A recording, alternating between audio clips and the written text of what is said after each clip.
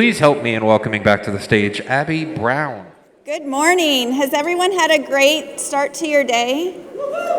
Awesome. I know I really enjoyed dinner last night. It was really great to sign a lot of bingo cards. My hand's a little sore, but we're going to make it through.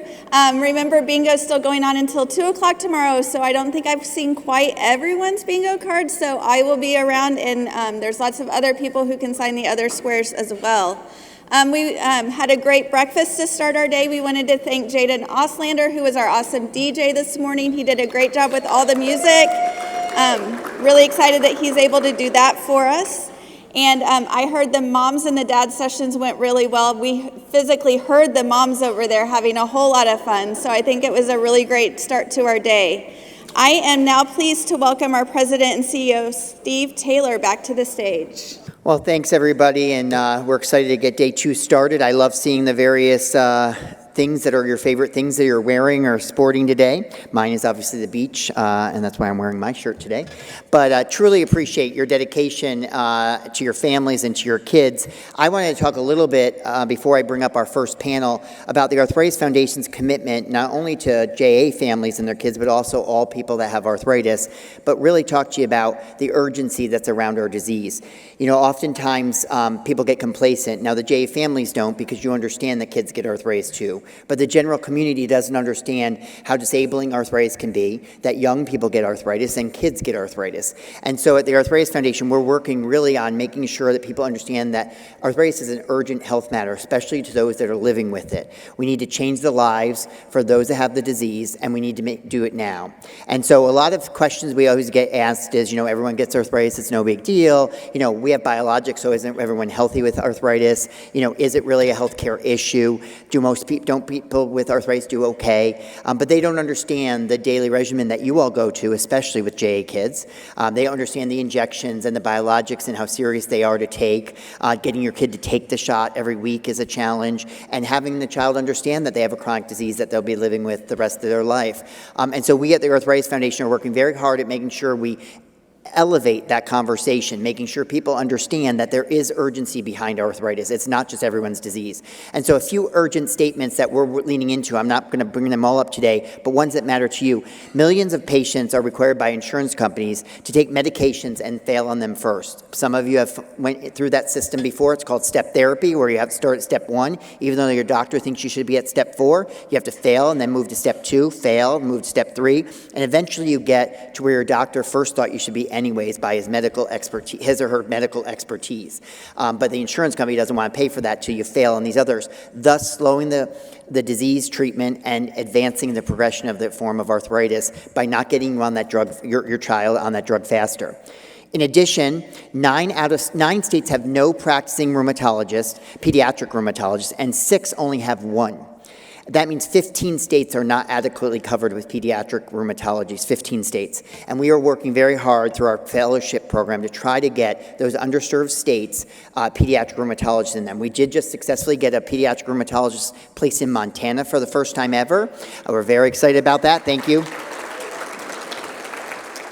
And we are continued focused on that very much to make sure that patients don't have to drive hours and hours or even fly cross state lines to get to a pediatric rheumatologist.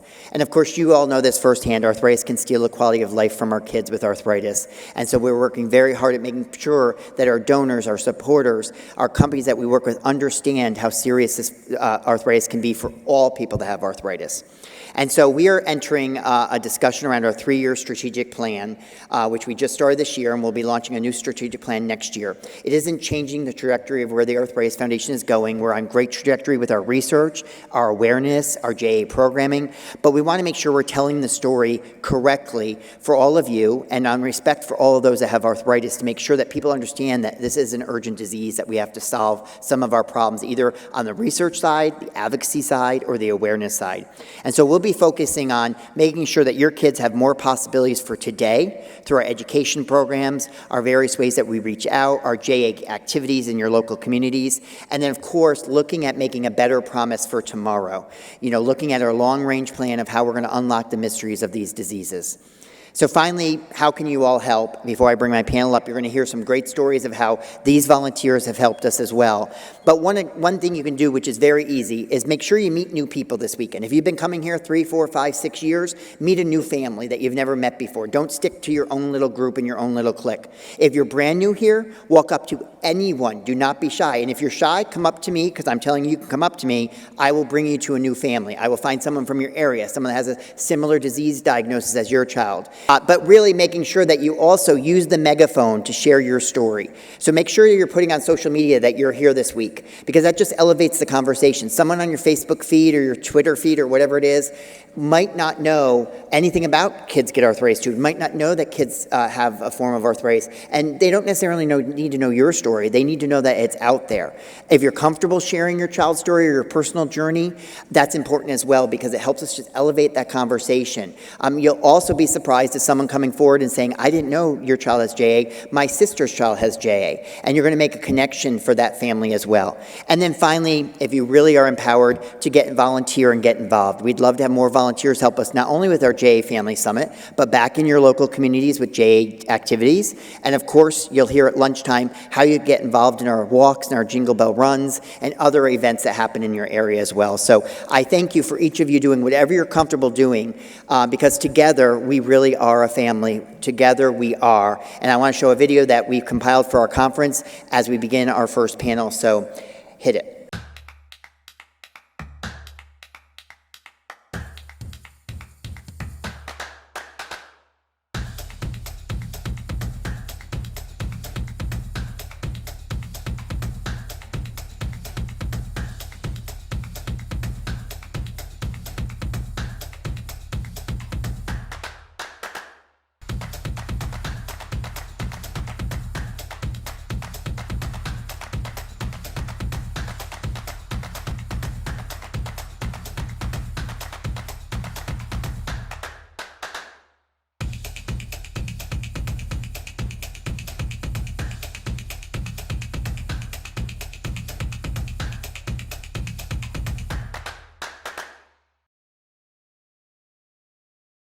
You know, if you've been to more than one JA Family Summit, and those that are brand new have been just a few sessions, you can tell how powerful this conference is and how together we are. Together, you will all help each other and make a difference. And so joining us on stage is some really JA Conference, JA Family Summit royalty, and I'm excited to have them here this year to share with you a little bit about how this whole thing got started. So first, we have Dawn Hafeli, who is on the leading edge of the Arthritis Foundation's battle against juvenile arthritis.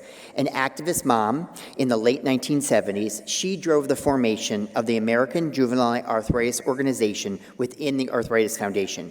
She co-wrote books and guides for parents of kids with JA. She fought for laws to protect their educational rights and launched the annual National AJAO Conference for JA families.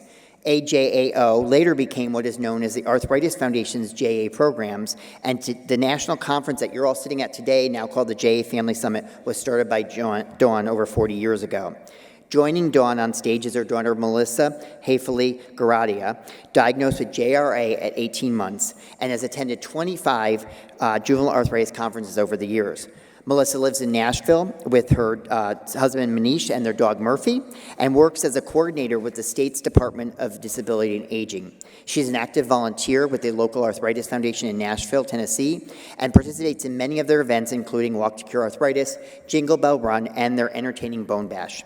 Joining Dawn and Melissa on stage is someone many of you are very familiar with, Andrea, who's been with the Arthritis Foundation for over 25 years, who's our Senior Director of JA and Young Adult Initiatives for the Arthritis Foundation. So I'm so excited to have all three of you here. Now, as you think of questions you'd like to ask the panel, we're going to have open session at the very end after our two panels. There are index cards on your table. Write a question down. We'll have staff come back and pick them up in a little bit. But hopefully you'll have some interesting questions, especially for both of our panels. But first, Dawn, I want to start with you. You know, you've been involved and helped really start this and launch this entire initiative. I'm going to ask you to come to the podium and share a little bit about how you got here and how you started this really important initiative many, many years ago.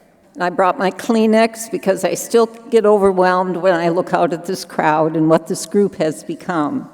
So I want to take a moment to tell you to look around a little bit this morning And when you hear some people say people just don't care about each other anymore, well, you've proved them wrong this weekend by being here. More than 600 of you have showed up to support each other in this journey called Living the Good Life with JA. So and here I am, back to the powerful source that got started 40 years ago. So I don't want you to be doing the math in your head and figuring out how old I am. In 1984. The National JA Conference has happened every year since then, except I believe virtually for those scary pandemic years we did it. I guess we knew we had a good thing going. So let me backtrack for a moment to help set the scene. Melissa was born in 1972 and developed severe juvenile rheumatoid arthritis, actually at the tender age of 10 months, but she wasn't diagnosed till she was about 18 months old. Same story still out there for some of you, I'm sure. So the direction of my life totally changed at that point. The good news was there was an arthritis foundation to connect to, and that quickly happened. The bad news, however, at that time was that there really was very little being done or even known about arthritis in children. So looking back to that time, I guess I found the place to focus my angst and my energy and begin to make that situation change. So I started with 3 simple rules in life. If you do not go after what you want, you'll never get it. If you do not ask, the answer will always be no. And if you do not step forward, you will always be in the same place. So I was one of 3 moms, as Steve said, who met with the AF national staff in Atlanta in 1978. And we discussed what we thought we needed and how the Arthritis Foundation could help get things going. We were already involved at our own local chapters, mine being Michigan, and doing things with parent support groups there. By 1979, we had a small planning group on board, including parents, pediatric rheumatologists, and others interested in the cause. By 1981, we had an official organization that had been approved by the Arthritis Foundation Board of Trustees. As Steve said, we would be known as the American Juvenile Arthritis Organization, or AJAO. We wrote information booklets about JA. We developed guidelines to help parents access the special education services for their kids in school. We worked with the U.S. Maternal and Child Health Services to fund pediatric rheumatology specialty clinics and to fund the desperately needed JA research. By 1984, the group of us came to the conclusion that the best way to really inform, support, and network with parents who are struggling in the small rural towns as well as the big metro cities was to bring them together in one place and unite the cause. There were 150 plus attendees at that first JA conference in Keystone, Colorado in 1984. The planning committee had kind of wondered whether anybody but us thought that was a good idea. So we were really excited when 150 people showed up. There's a slide of my daughter and Dwight Schultz. There may not be anyone in this room who's old enough to know that Dwight Schultz was on a very popular TV show called The A-Team. He had arthritis, and he was a featured speaker at that first conference. So today, more than 600 parents, kids, teens, healthcare providers, and community and business leaders have gathered here in St. Louis to celebrate who we are and what we have become, and to yet again find the support and resources they need and want. So a favorite quote of mine, Margaret Mead, American cultural anthropologist, never underestimate the power of a small group of people to change the world. Actually, in fact, it is the only thing that ever has. So as I walked through the doors, here's the tearful part, as I walked through the doors this morning, thinking of all that Melissa has dealt with in growing up with arthritis, and knowing that life is better and easier for today's JA kids, their families, because of what the Arthritis Foundation and the JA programming has pushed to see happen. So I'd like to say that 100 years from now, it will it will not matter what my bank account was, the sort of house I lived in, or the kind of car I drove. The world would be a better place because I was important in the life of a child, and I know you all are too. Thank you very much.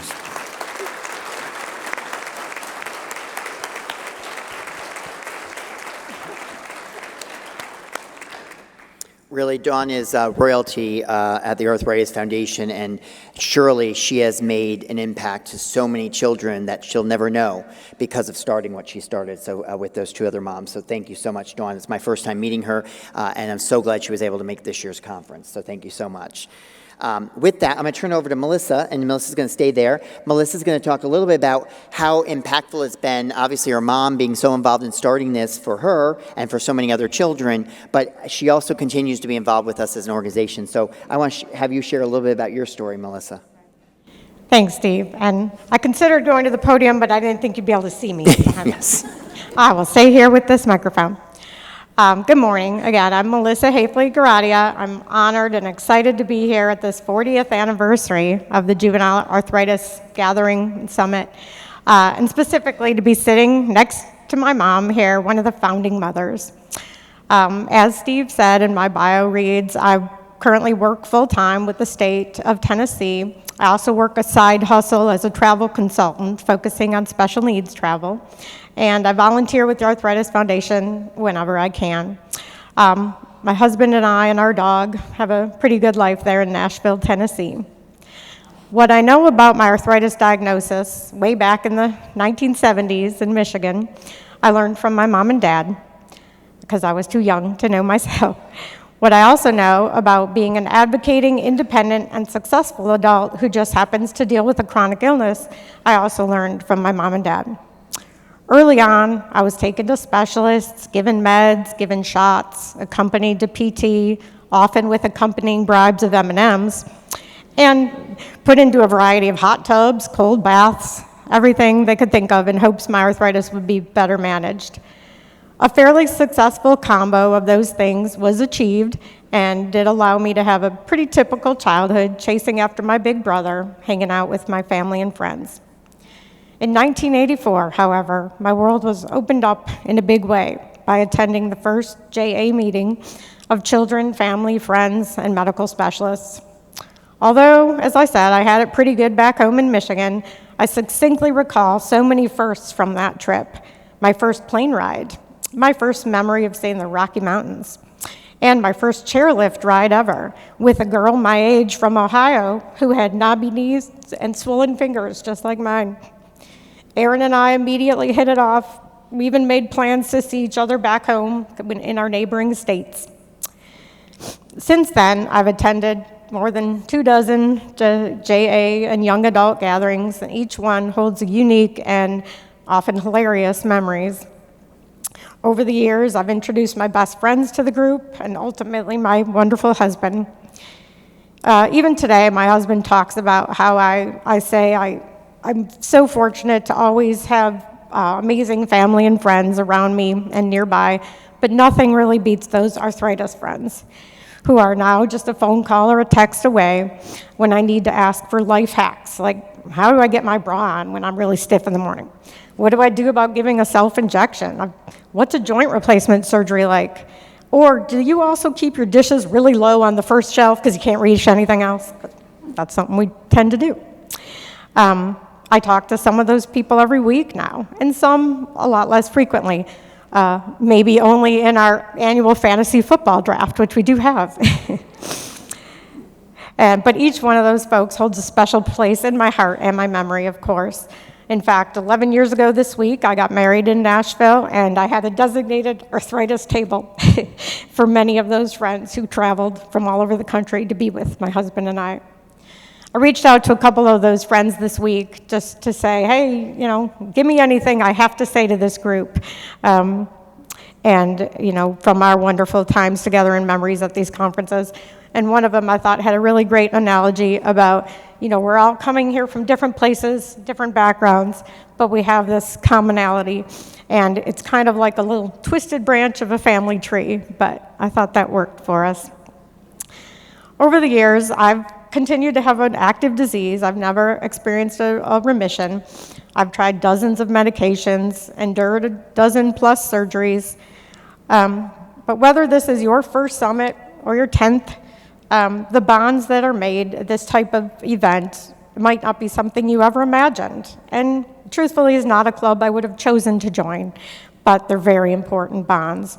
You'll hear a lot about transformative new improvements in medicine, maybe surgeries, natural remedies, and so on, and take that all in. But I also want to challenge you to, get back home and listen to what your kids said. Maybe it was the first time they wanted to share about getting that really cute stuffed panda bear. Or maybe they'd never met someone from Nashville, Tennessee before and had them sign their bingo card. Or maybe it was just cool for them to see someone who had chubby prednisone cheeks and maybe knobby knees and talked about, some days it's hard to get out of bed and some days it's hard to explain that to their friends because the day before they were doing fine. Obviously, kids, some 40 years later, the disease treatment has progressed greatly, and it's so neat to see that for me and my mom, of course. But we want you, this conference isn't about me and Mom, it's about you and your kids here today. Hopefully you're sitting across from lifelong friends and maybe even future leaders of this organization, so enjoy that. Thank you so much.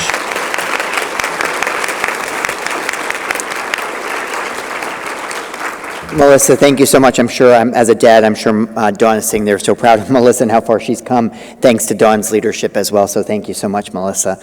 Andrea, do you want to talk a little bit? I know the next panel is going to talk about how AF has impacted their lives and their families' lives, but I wanted you to talk a little bit about kind of our commitment to JA programming and initiatives for all of our JA kids and their families. Absolutely. I did want to say, though, a huge thank you to Dawn and Melissa for all your hard work and involvement over the years and really setting the stage for the programs that we do now.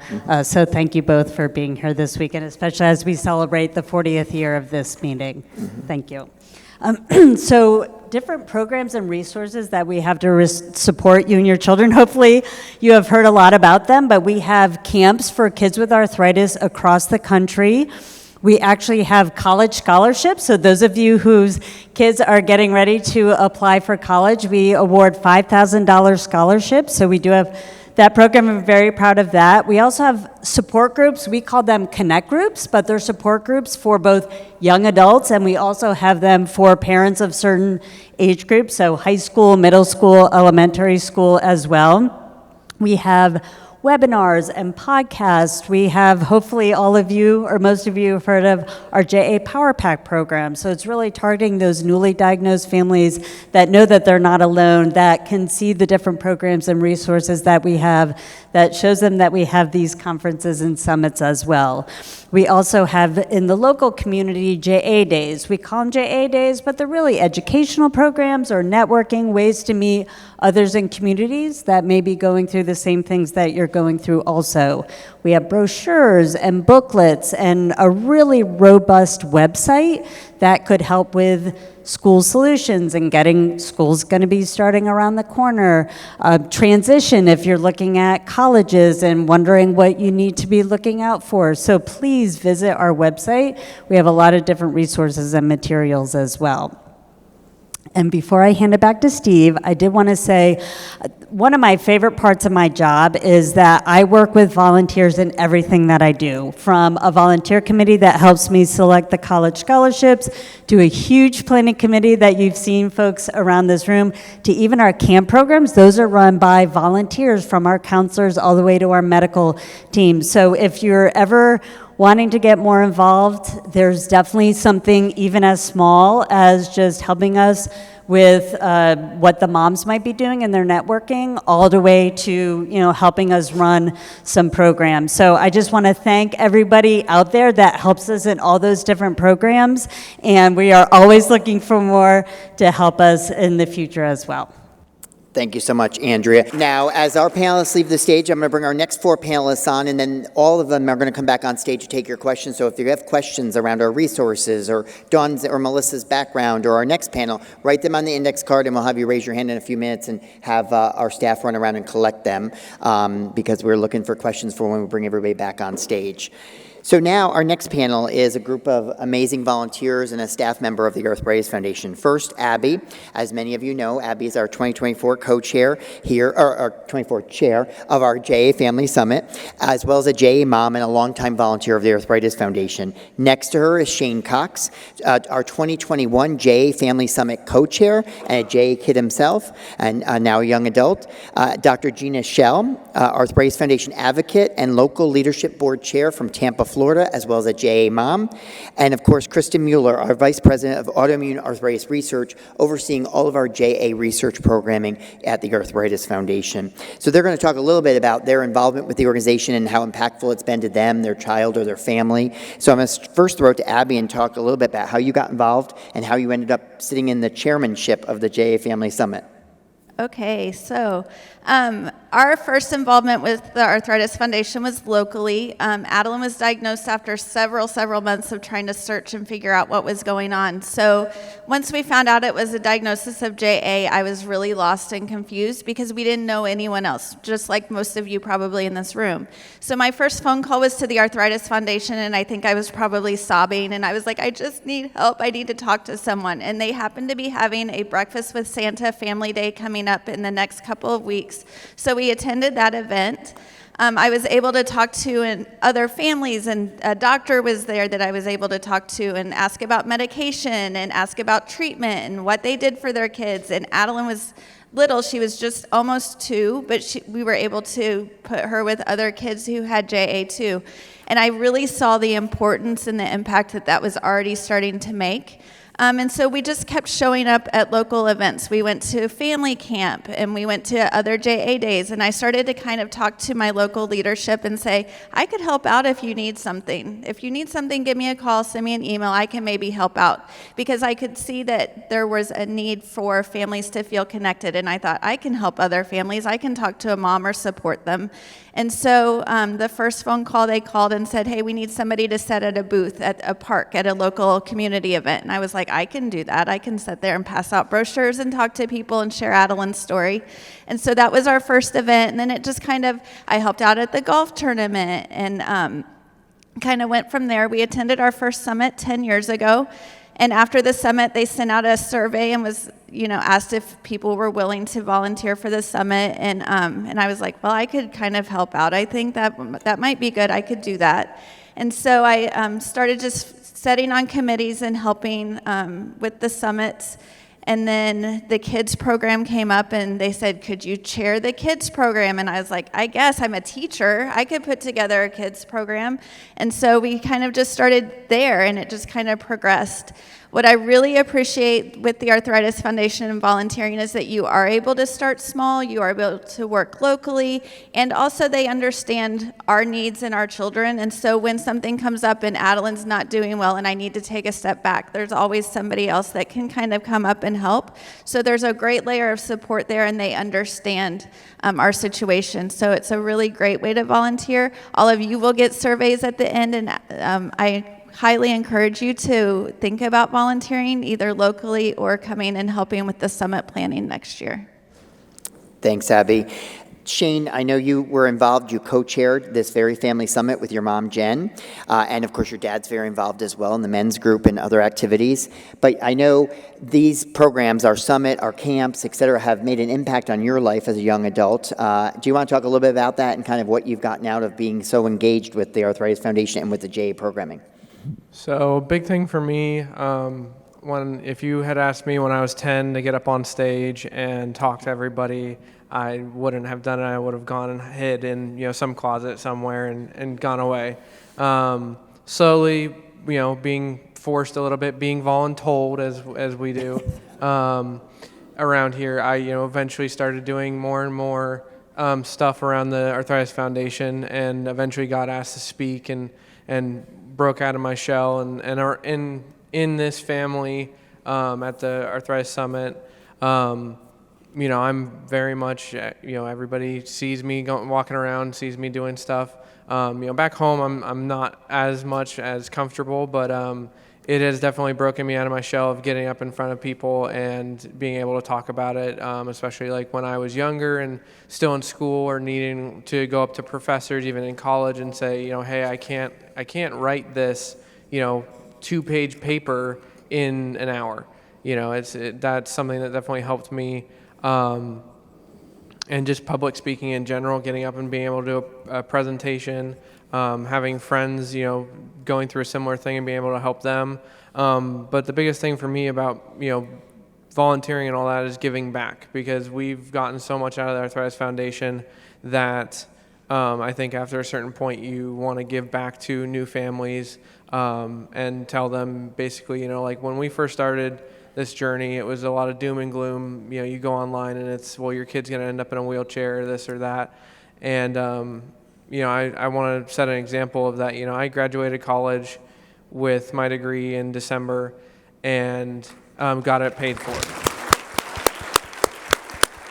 So, it's one of those things where your kids can live a fairly normal life. Obviously, going to be a little bit different, but they can turn it into something good. I try not to look at arthritis in a bad light anymore, and I also want to share that to everybody, that it's not always going to be that initial year or two of trying to figure out medications and pain and all that. It does become better eventually.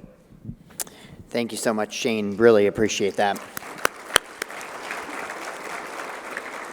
And during our question and answer, I have a few follow-up questions for Shane, because his story is powerful, but also how he impacts others is also powerful in his introverted way. You don't have to be an extrovert to get involved or help people, and I think Shane's a great example of that, so thank you so much, Shane. Gina, your story is long and complex at the same time, both your personal story and, of course, your daughter's story, but how you got involved and how you ended up being in the chair of the Tampa board, but also what a difference the Arthritis Foundation has been to your family as well. Do you want to share? Absolutely. So my arthritis journey actually started in childhood. I didn't really realize that until I looked at it retrospectively. I had all the same swollen joints that I later saw with my daughter. My father was a surgeon. He just drained them, and we kind of went about our business.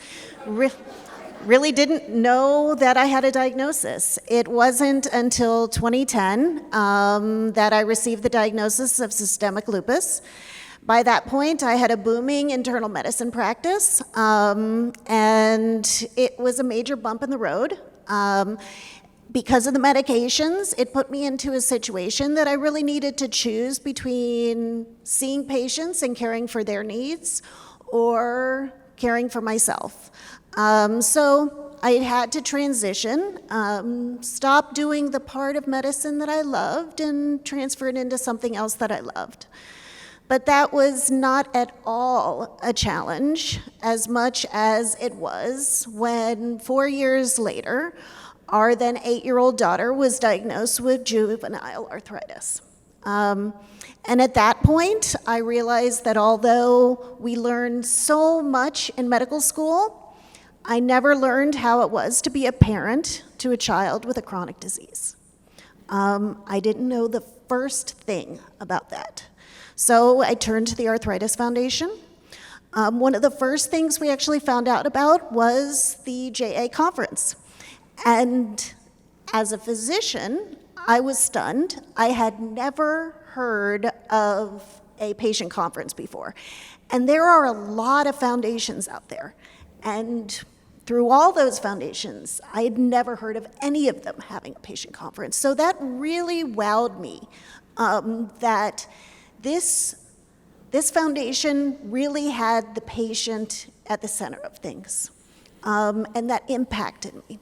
So we got involved, of course, with the Jingle Bell Run, and one thing led to another. I was approached to be on the local board, and so my husband and I both became involved there. And that, a couple years later, led to me being asked to being the chair, which has been an incredible experience. I've met so many wonderful people, and we have been able to do such things as found our new soiree by the bay. So truly make an impact. And then we actually got to have a fantastic experience by my husband and daughter and I going to Capitol Hill. And that was phenomenal because it was something tangible that I, as a parent and as a physician, could do for my daughter and for myself. Because it was so frustrating that I couldn't fix her. That was frustrating as a parent, and it was very frustrating as a physician.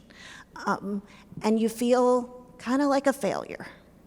But going up to Capitol Hill and being able to share our story, being able to share our challenges, being able to speak our minds, at least it was something tangible that we were doing for the cause and something that we could truly make an impact with. So I encourage everybody, you have a voice. If nothing else, you can take that step. So I encourage you to do that. Thank you so much, Gina, and let's hear for Gina. And I don't know if the advocacy breakout has happened yet, but by all means, if it hasn't, surely consider taking part in that. You can do it from the kitchen table. You don't have to go to Capitol Hill if you don't want, but you can write letters, send emails, but support our initiatives, because some of those urgent statements I mentioned before are only going to change if we make change on Capitol Hill or in state legislatures around this country. And so really your support in the advocacy front is so important because your children's stories are so impactful to our congressmen and congresswomen and our senators. So thank you, Gina, for reminding us about how important advocacy is. So I want to talk a little bit about JA research. So the Arthritis Foundation invests over $3 million a year in JA research to unlock the mystery of these diseases. And I want Kristen to share a little bit about our JA programming and the research side, since she oversees all of our autoimmune arthritis research programming, including the JA pipeline. So do you want to talk a little bit about what we're funding? Yeah, thanks, Steve, and thanks to all of you for being here. It's so great to hear everyone's inspiring story and just all the progress that have been made over those 40 years since the first JA conference. And so I think, over the course of 40 years, JA research has been critical to see the progress that has been made for all the kids. And the way that the Arthritis Foundation contributes to that is by partnering with other organizations to support JA research. So I'll just talk about a couple of those really important partnerships to us. The first is with CARA. So CARA is an organization that's really a professional organization of pediatric rheumatologists. I'm sure most of your doctors are a member of CARA here in the room. And, one of the reasons we do this through partnership is we just firmly believe that we're stronger together in supporting the research. And so we've been partnering with CARA since its inception. That's over 20 years now. And over that period of time, we've actually supported them since just 2015, over $30 million. So it's really an important investment, and a lot of important work has been done. More recently, we've been supporting 3 major initiatives through CARA. One is their patient registry and their biobank. And so I think probably a lot of kids, your kids in the room, they are part of that registry. There's over 14,000 kids that are in there now from over 70 different sites across North America. And that just represents a tremendous amount of critical data that's needed to advance JA research. It has contributed to JA research. It's going to continue. It's going to lead to important discoveries about best treatments, about safety of medications. And so we're just really thrilled that we can support that. Along with that is the biobank. And so in order to really understand kind of the basic biology of this disease and getting to novel therapies, we need to have samples of blood and of tissue, and those are just so precious. But CARA's been able to come up with a way to have a biobank. We have over 1,000 samples now, and they're actively being studied to make new discoveries.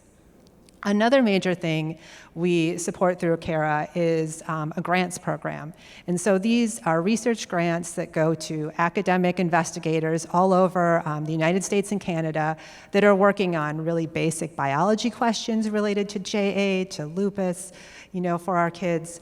and all the way into studies that are looking at, what are the effects on kids' mental health? What are things that we can do to help them more easily transition from their pediatricians to adult care when the time is right? And that program started in 2016, and we've invested over $6 million, and our next round of awardees will be announced, I think, on Monday. And then finally, more recently, we've also been supporting efforts to develop consensus treatment plans. And so these are really suggestions that are evidence-based that providers can use when there's not really a clear treatment for a disease like JIA or lupus. And so the providers use them to just really, when there's just not that clear way to go. And so what's needed, though, is not all providers really are aware that those exist, and a lot of families aren't aware that they exist either. And so we're investing a lot of resources to ensure that these consensus treatment plans are developed for the different pediatric rheumatological conditions, and then that they are used by providers, that everybody knows about them. And so through CARA, we're able to do all of these important things. And in fact, later today at the breakout at 3:45 on research, you can learn more about some of these things and also learn about how to get involved with research, because we need all of you to be involved in research to really advance things for all the kids. And then second, we do partner now with PR Coin. So we had partnered with them in the past, and then it's we weren't able to do that for a few years, but we're now renewing this partnership. And they're a great organization that works on what's called quality improvement research. And so that's something that is research that is going to have a really immediate effect in the clinic. It's really focused on how do we make healthcare better for the kids, for all of you. And so this year we're supporting 6 fellowships for doctors who are in training to become pediatric rheumatologists, to really learn what is quality improvement research, how can they do it, and then just interact with that community. And so we're thrilled to have this partnership renewed, and we're really looking forward to the future of working more with PR Coin and, of course, with CARA. Thank you so much, Kristen. And also, just so you know, PR Coin and CARA both have tables out front, which you can learn more about the research and, of course, attend the breakout as well. But I want to quickly, before I'd be remiss if I didn't, I want to just give a round of applause to all of our pediatric rheumatologists that do so much for us around the country. If we can applaud those pediatric rheumatologists. Some of them are here this weekend. They serve on our medical committee for here, but volunteer. Some volunteer at our camps, some volunteer through research, some volunteer with Kristen, and we really appreciate their commitment to all of your kids as well. So with that, I'm going to bring up the 3 panelists, Dawn, Melissa, and Andrea, to join our 4. If you have a question, write it down an index card and raise your hand, and we have staff running around the office, running around the ballroom to collect those questions. Any question is free game, including what my favorite color is. Anything you want to ask of any panelist, write it on the index card, and we'll try to get through as many as we can in the next 15 minutes or so. But we want to make sure your questions are answered. Awesome. Well, thank you very much to all of our panelists. I have questions I've written down, but Pam's going to bring me some questions right now, I think, and we'll start from there. Awesome. Thank you. So, one of the questions I have, let's see, different size cards, guys. Okay. I guess, Shane, I'm going to start with you with a question. Thank you. And I'd love, especially Gina as well, to talk a little bit about this topic is what advice would you give to the parents in the room for the siblings who don't have JA? I know you have a brother that doesn't have JA, and so he's watched you, been involved with you. What kind of advice would you maybe give them to tell the sibling of the child? And Gina, of course, you have multiple kids, if you want to talk about how your son supports your daughter as well. So Shane, I'll throw it to you first. I don't know if your brother's in the room. I don't think he's in the room, right?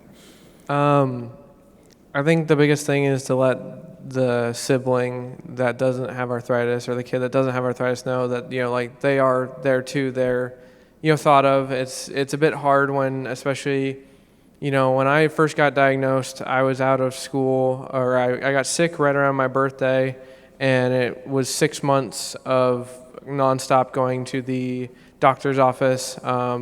It's to the point where my mom, we were there almost every day. and my mom thought that we were, she was going insane, because it was like I'd wake up with a fever, by lunchtime it would be down to normal, and by dinner I'd have a fever again. So by the time we would get to the doctor's office, it would be gone, and it would be like I'm fine again. And that's hard to, like, why is Shane get to stay home all day when I have to go to school and stuff like that. So for me, it's a bit hard because I only have the perspective of the kid with arthritis, but I think the most important thing that I can think of, for at least with my brother, is to make sure that they are included and they know why this is happening. It's not just because one gets preferential treatment, it's because your sibling has a really bad illness. So my kids had the misfortune of growing up with their mom being a doctor. So there are always lots of graphs and pictures and scientific explanations of things for everything. But I echo what you said about explaining. I think explaining to them, we are doing this because we always felt it's very important to include them, never exclude. The other thing that we have always tried to do is make sure that we have special, separate time with each of the kids. And so, for Sophia, that special separate time may have been the all-day visit up to Gainesville, which was a 2-hour drive in each direction because we had to go up to see the pediatric rheumatologist. For Alex, it may have been a different, half a day. We decided to go do something in St. Pete. It just wasn't medically related. So, we tried to do things like that. The other thing we tried to do was, as much as possible, not make things like the JA conference seem like a punishment. Make it seem fun, so the conference was fun. If we went to Gainesville, we would also tie it with going to the kids museum, so that way they felt included. It wasn't them just being bored sitting in a waiting room. There was a reason for them wanting to be included. And actually, Alex, he had more friends at the Jingle Bell Run than probably any of us this past year, because he felt like, hey, this was his team too. So I think just making sure that they're in on the ground floor. That's great. Such good advice. Dawn, if you want to add, because I'm going to follow up with a question with Dawn that came in from the audience. From a historical perspective again, we had a speaker at maybe the 10th or so conference, and in one of the breakout sessions he had, because he himself was blind, that was his disability, and we wanted to kind of let kids know other people grow up with disabilities too and manage okay. But nevertheless, he came out of that session and he said, there's some pretty angst coming out of these kids when they're the siblings of a child with arthritis. So from that point forward, the following year, we actually had a breakout session for siblings of kids with arthritis, so they could kind of talk from their point of view too, which I think we've all expressed up here. And there was a period of time that Melissa and Scott perhaps didn't get along well, and we had an angry teenager, and a lot of that was driven by the fact that he kind of felt like he was a second-class citizen, so we had to kind of address that too. So we looked at that from the JA programming perspective too. Yeah, and we do have sibling programs here as well, so it's so important to us because it's something you don't want to forget about as you're working through if you have multiple children as well. Abby, I'll ask you this, and then I want Dawn to add to this too. What is the one thing you would tell parents to stay focused on the journey? I think it's important to focus on the child. They're the ones going through it. It's hard to get bogged down with like the medication and trying to figure out how to fix them right away. And I think we learned early on with Adeline, she was just diagnosed at 2, but we learned very early, even with medication, she needed control. And so it was important for us to make sure she was included in everything. We talked through everything with her, and we really just focused on her, what she needed, and then kind of trusted the doctors and her healthcare team to take care of her medical needs, and we took care of her and what she needed. So I think it was important for us to focus on her and what her needs were. Great. So Melissa will probably say this was okay, but she heard from me often, everything's going to be okay. We just don't know what okay is going to look like right now, but we'll figure it out when we get there. And I think that's important. I used to say that to parents who would call in on the Arthritis Foundation line. I was the staff person for a while. Just be confident that we'll figure it out. The doctors will figure it out. Things will get better. Today's a bad day. Tomorrow will be a better day, but everything will be okay. We just don't know what that's going to look like right now. Great, and I want Melissa to follow up. So this question came in. Being diagnosed in the 70s, Melissa, how does it feel to look at the kids at this conference and how their treatments have impacted the effectiveness and the outcomes for them versus what was available to you back in the late 70s? Yeah, great question on that. And I was speaking with the family at breakfast about this very thing too. It's great to see this. I mean, 40 some years ago and beyond, there you could tell who was the sibling and who was the kid with JA. And now I look and I'm like, I don't know which ones. Do any of them have JA? Because they do look different. But that certainly does not. I never speak that in wanting to minimize because, it's almost a double-edged sword for them where I think. It's got to be really tough to have sort of an invisible disability to have, but I know what it feels like to feel okay one day and then the next day, whoa, I partied too hard last night or I did something, I'm going to pay for it, but I know that now. And so it's encouraging. I mean, it's nice to have that real world, like, whoa, there's progress has been made. The first medicine I was given was baby aspirin. I was a baby essentially eating a dozen baby aspirin a day, and now they wouldn't start with that. They'd hit you with the hard stuff, with the biologics and so on, which are tough and scary, and there's nothing easy about them. But you can certainly see the results and getting kids under good control quickly. Thanks, Melissa. I want to jump to Andrea, if we can pass the mic to her. Gina, can you talk a little bit about our Connect groups, but more so also on the resources we have available for them, parents, to work through school issues, IEPs, truancy, all these different issues that come up when people have a chronic disease, they don't look sick, and schools don't understand it. We all have that experience. Do you want to share a little bit about some of the opportunities we have that can help parents through that? Absolutely. We have webinars. So we have recorded webinars where we have education experts. So if you want to go on our website, if you're looking for information and want to just hear what others have had success doing or what the person who, we have lawyers, all sorts of educational experts.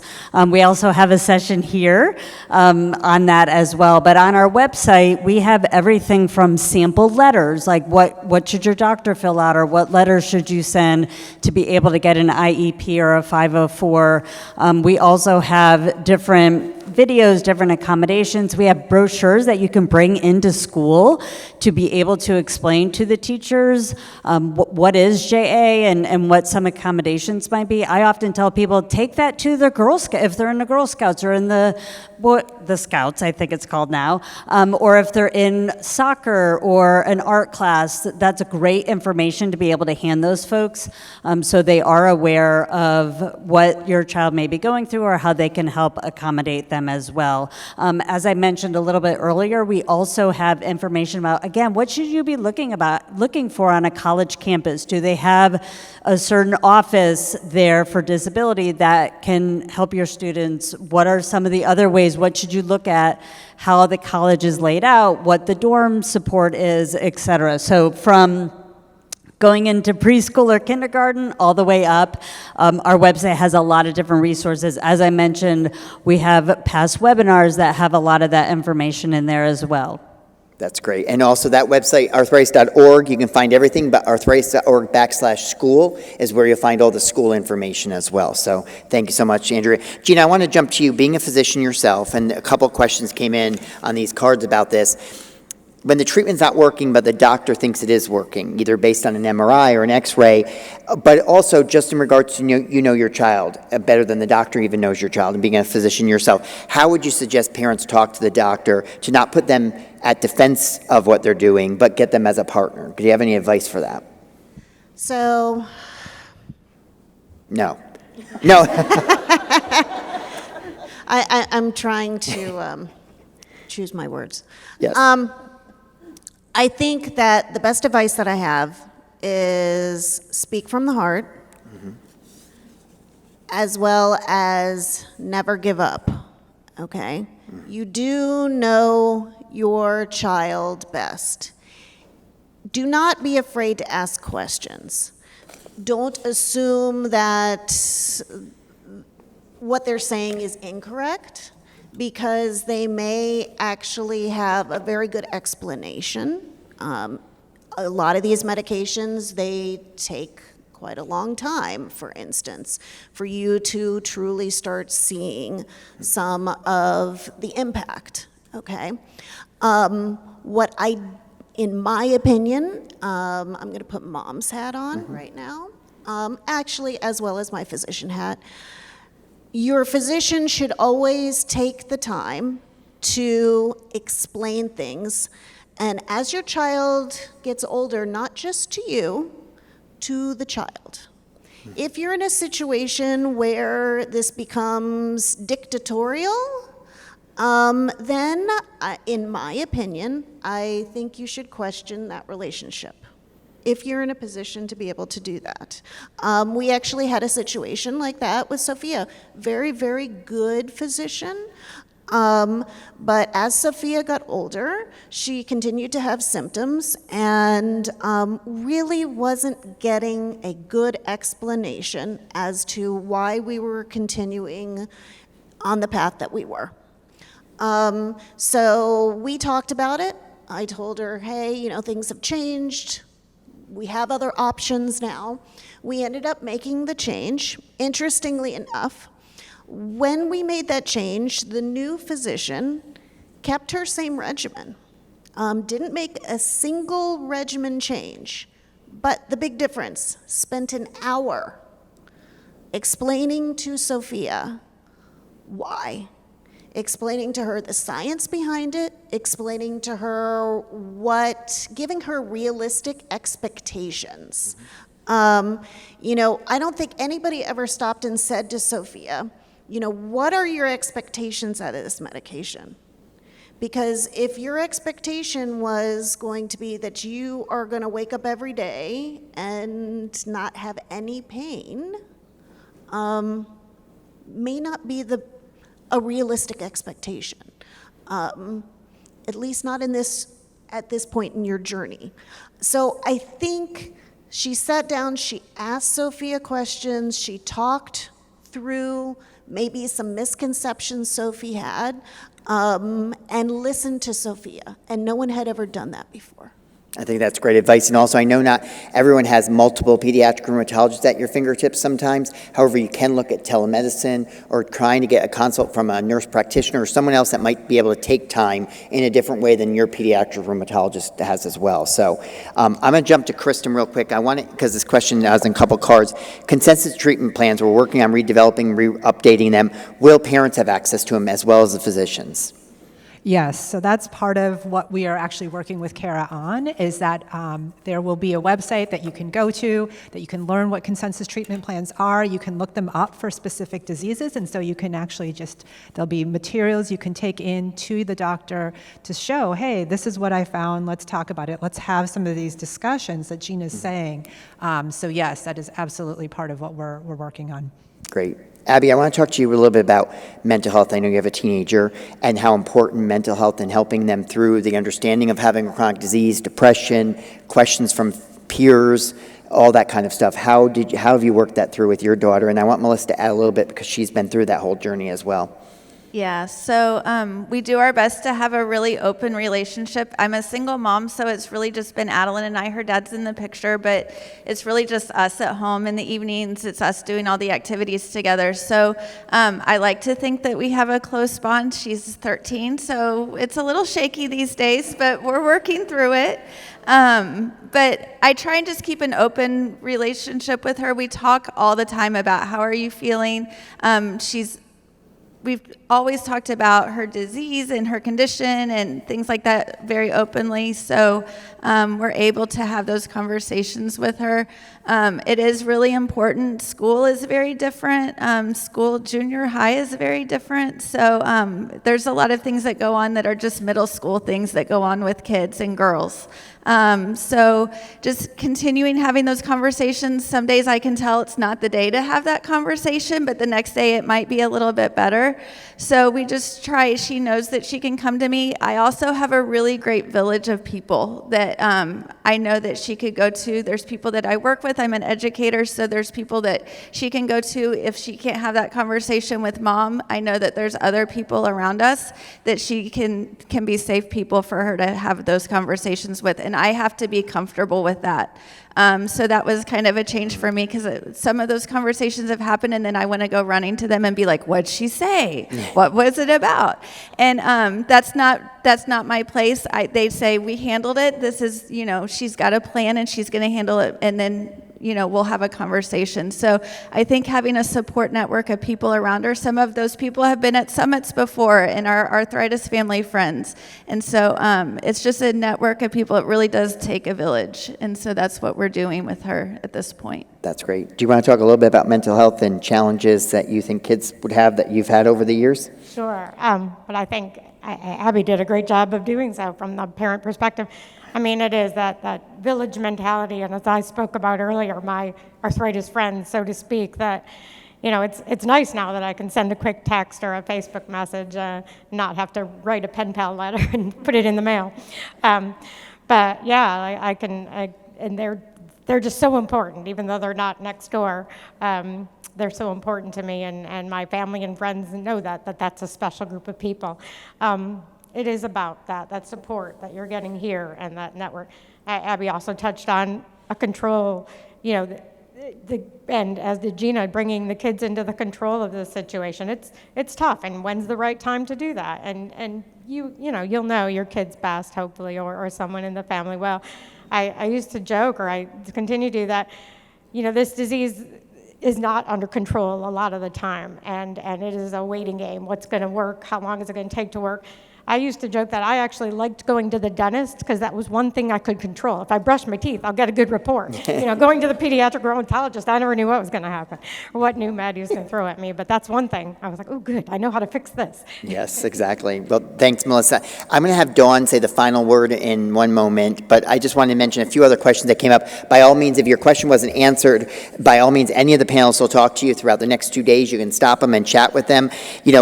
Couple questions came up about staff. There's obviously staff in many markets around the country. You can find them on our website. If you go on our website from your home computer or your laptop at your home, it'll geocentric where you are and bring up your local market. Or you can go on our website and Google it on Google, or go on our website by our little magnifying glass and put in your city, and information will come up about what's happening near you or in your market. We have been adding staff. That was a question on one of the cards, and I always believe no question's a bad question. I always want to be asked any question, being a transparent CEO. We are adding staff back to markets. We did have huge cuts during COVID, but we've also been adding staff to our mission side. Our research commit team, our JA team has added staff over the past 2 years since I've been CEO, because we want to bring more mission programming out there besides just fundraising staff out in the field. And some of our national programming is really where we're able to deliver the best programs. It's not always localized programming, but our national programming, if you go to our website and look at our JA programming, it's available to everybody no matter what market you live in, rural or big city. You can access our education because we're doing it nationally as well. But we have added, since I've been CEO, over 35 new staff around the country and in our mission team, and it's a big focus of mine to make sure we have more resources available to all of you and your families as well. But I want, because Dawn's here, and it's such an honor to have her here, to have the final word on anything you want to share with the families about JA Conference, about the JA family, community, whatever you want to add as final comments, Dawn. I have so many final comments. How much time do I have? About 1 minute. We're over time as it is. So, but no, that's Oh, cool. really? I just want to applaud you. It takes courage sometimes to step out and be in a crowd. You don't know how you're going to feel. You don't know who you're going to meet. You may be a little concerned about putting yourself out there that I actually have a child with special needs or some limitations. And there's no better group, there's no safer group than just the group that you are in to be able to do that. And I feel very proud of the fact and very grateful to the Arthritis Foundation for carrying this forward for 40 years, to think that this was a good idea to do this. I think one of the other moms said there is no other organization that does a patient-focused program like this, and it just is remarkable that we've been able to carry this on, and we really appreciate the fact that the Arthritis Foundation has stepped into this role and took it away from just the parents and said this is something we need to be responsible for as an organization. So I'm very pleased with that. Thank you so much, Dawn. Can we hear it for all of our panelists?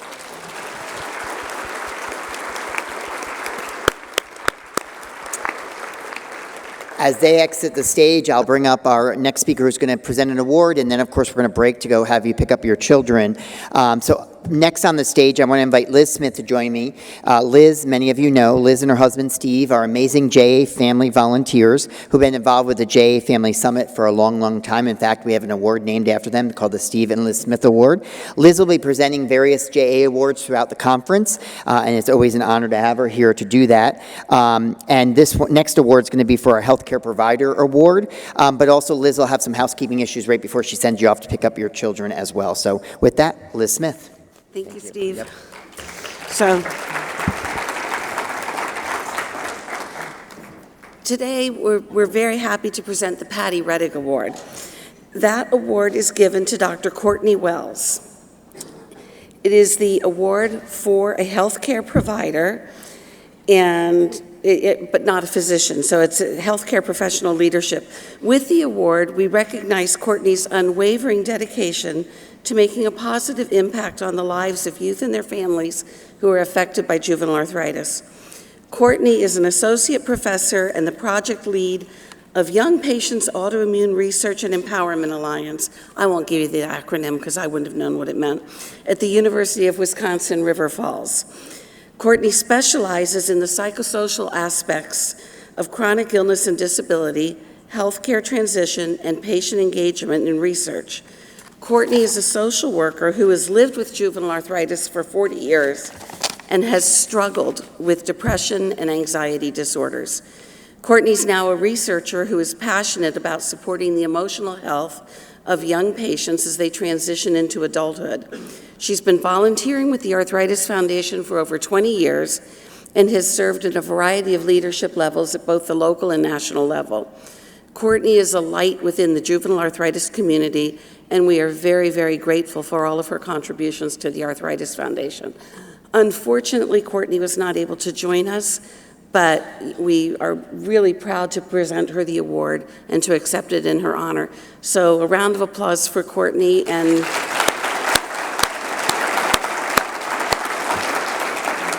if you're lucky enough to be in the market where Courtney volunteers and you run into her, congratulate her. I know it'll bring a smile to her face. We're going to wrap up this session with just a couple of housekeeping notes. It's been an inspiring start to our summit. We've had great discussions and a lot of empowering stories. Thank you to all of our presenters and our panelists for the years of service to the JA community. We couldn't do this without all of the volunteers. And frankly, thank you to all of the staff, because you guys work so hard, and I don't think we thank you enough. Without you leading the charge and bring us all in, we wouldn't have this. So thank the staff, thank your volunteers. Remember to visit the exhibits. When you go by an exhibit, if it's somebody who's sponsoring this conference, take a second, or this summit, take a second to say thank you. They love hearing from us, and they love it when we show our appreciation. So if you can do that. Remember to please use the meeting app. Submit your evaluations. As you've heard before, and you'll hear again, those evaluations are vital. Every single comment that is made about every session that we have is read It's shared with the next year's planning committee, and all of those comments are taken into account as we move forward planning for the next one. Please continue to post and tag your photos using the hashtag JA Family Summit. Everybody loves to see those photos. You'll see them up on the different screens at different times throughout. And on that note, please go ahead, pick up your children. If you dropped 3 off, you have to pick 3 up. And we will see you back here at 12:30 for the lunch program.